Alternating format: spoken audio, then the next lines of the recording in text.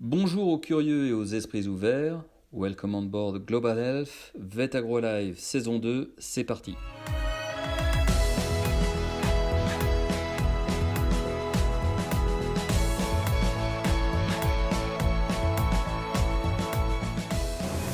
Bonjour à toutes et à tous et bienvenue pour ce nouvel épisode du podcast Vet Agro Sup.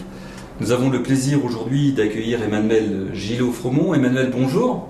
Bonjour Stéphane. Vous êtes professeur en épidémiologie ici à Vet Agro Sup sur le campus vétérinaire.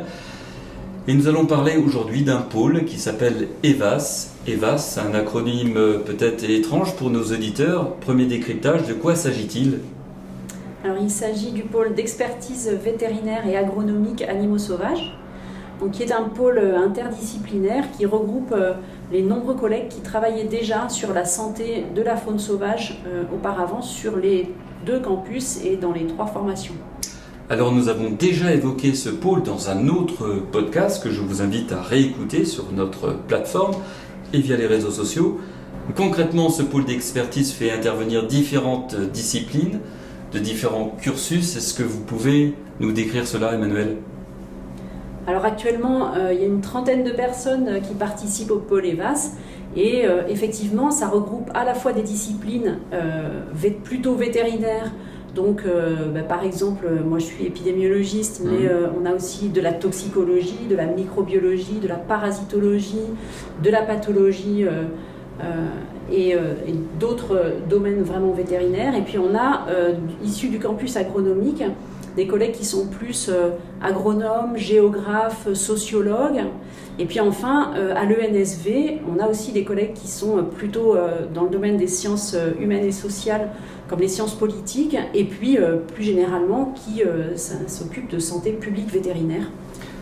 C'est la spécificité de ce pôle, vous l'avez compris, avec l'enseignement vétérinaire, le cursus agronome et tout ce qui est du ressort de la santé publique vétérinaire qu'Emmanuel vient de décrire.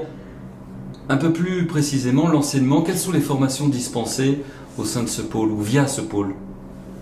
Alors si on commence chronologiquement, en particulier chez les vétérinaires, on propose un enseignement personnalisé qui s'appelle Faune Sauvage, donc qui permet de découvrir finalement les enjeux et puis les métiers en relation avec la faune sauvage, de façon à découvrir un petit peu qu'est-ce qu'on peut faire et de quelle façon on y va.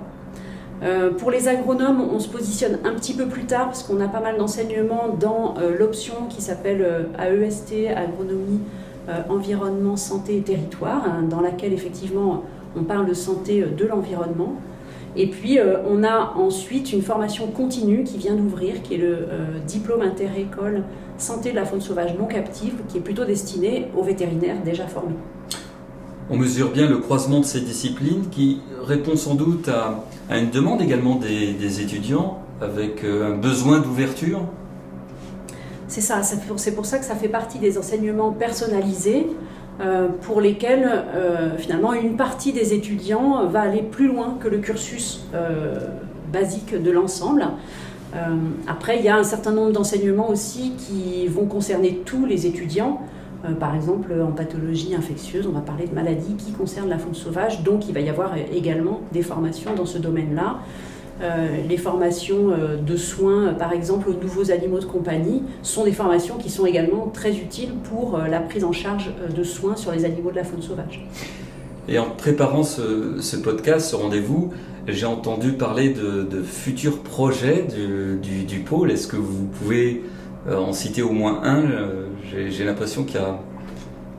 Alors, en dehors de l'enseignement, le pôle est également destiné alors, à être un appui à la recherche. Donc, ce n'est pas une structure de recherche, mais on fait un appui à des projets de recherche qui sont menés par des laboratoires, avec une plateforme d'écotoxicologie d'une part, et d'autre part, une salle d'autopsie dédiée en particulier à la faune sauvage qui va être construite. Ici, sur le campus vétérinaire, c'est ça ? C'est ça, à Marcy-l'Étoile.